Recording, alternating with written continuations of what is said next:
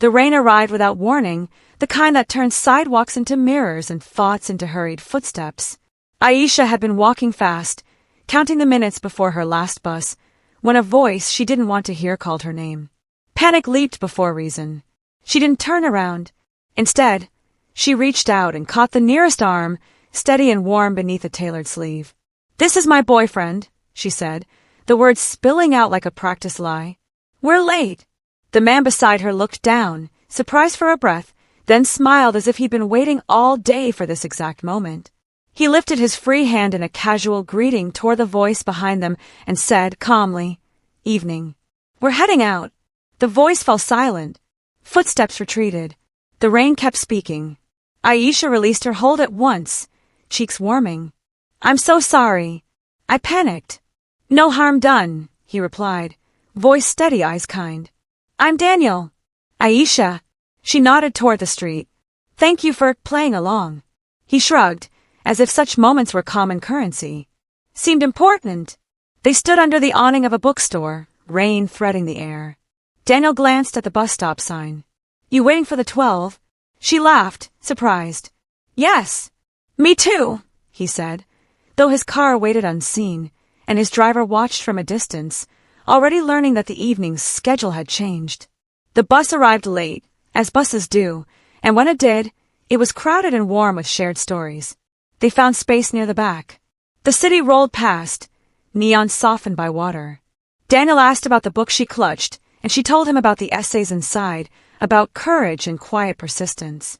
He listened without interrupting, a rare skill that made her words feel heavier, better. When her stop came, she stood, then hesitated. "Thank you again." He rose with her. "May I walk you?" She nodded. The rain had thinned to a suggestion.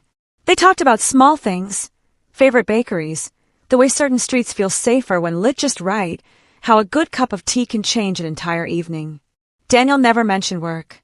Aisha never asked. They parted at her building with an exchange of smiles that lingered in the mind. The next morning, the office hummed with its usual rhythm. Aisha's job at the event planning firm demanded precision and patience, both of which she possessed in abundance. When her manager announced a new client, an investor with ambitious ideas, the room straightened, expectations sharpening. "He'll be joining us for the kickoff," the manager said. "Daniel Cross." Aisha's pen paused mid-note. Daniel entered with the same calm smile, dressed in a suit that seemed designed to fit the room. He met her eyes and gave a brief nod, professional and warm. There was no sign of last night's rain between them, only the possibility of it. As the meeting unfolded, Aisha watched the way he listened. He asked questions that made ideas better. He praised without patronizing. It became clear, without announcement, that he was not just wealthy but thoughtful with it. When the meeting ended, he lingered. "Lunch?" he asked quietly. They walked to a cafe where sunlight poured like a promise. Over soup and bread, Daniel told her about his work, how he built a company by insisting on fairness, how success felt hollow if it didn't improve the world it touched. He spoke of libraries and apprenticeships, of neighborhoods transformed by attention and care. Aisha shared her own dreams, to design events that mattered, that lifted stories usually left unheard. She spoke of her mother's patience, her father's laughter, the way responsibility had shaped her without hardening her. Days turned into weeks, meetings into conversations into something that made time behave differently. They learned each other's rhythms. Daniel admired Aisha's steadiness. Aisha found comfort in his integrity. Their connection grew not in dramatic gestures, but in consistent kindness. One evening, an event ran late. Lights were strung like constellations, and guests drifted home with contented smiles. Aisha checked her phone and frowned. The buses were delayed again. Daniel appeared beside her, holding 2 cups of tea. "I thought you might need this." They stood among folding chairs in quiet satisfaction. The city hummed beyond the windows. "About that night," Aisha said, choosing her words. "I never explained why I panicked." "You don't have to," he replied. She exhaled. It was someone who didn't understand boundaries. "I handled it, but seeing him again surprised me." Daniel nodded. "I'm glad you trusted your instincts."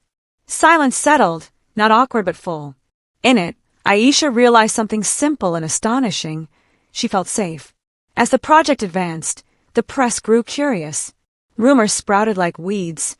A headline speculated about Daniel's personal life, attaching it to the firm by association. Aisha read it with a frown. Daniel called. "I want to be clear," he said. "I won't let gossip touch your work." She smiled. "Thank you. Also," he added, voice lighter, "I don't mind if people think we're together. But only if you don't." She considered the question, not the rumor. "I don't mind," she said. They began to arrive at events together, a quiet team. Cameras flashed, but they focused on details. Seating plans, music cues, the way a well-timed speech could move a room. People noticed their ease, mistook it for strategy, never guessing it was simply care. One afternoon, Daniel invited Aisha to visit a community center his foundation supported. Children's laughter echoed against bright walls. Aisha watched him kneel to listen, to learn names, to promise what he could keep. "You belong here," she told him later. He smiled. "So do you." The seasons shifted. Leaves turned, then fell. On a crisp evening, Daniel asked Aisha to join him for a walk through a park lit by lanterns for a festival. Music floated gently. Families wandered, hands full of warmth and treats.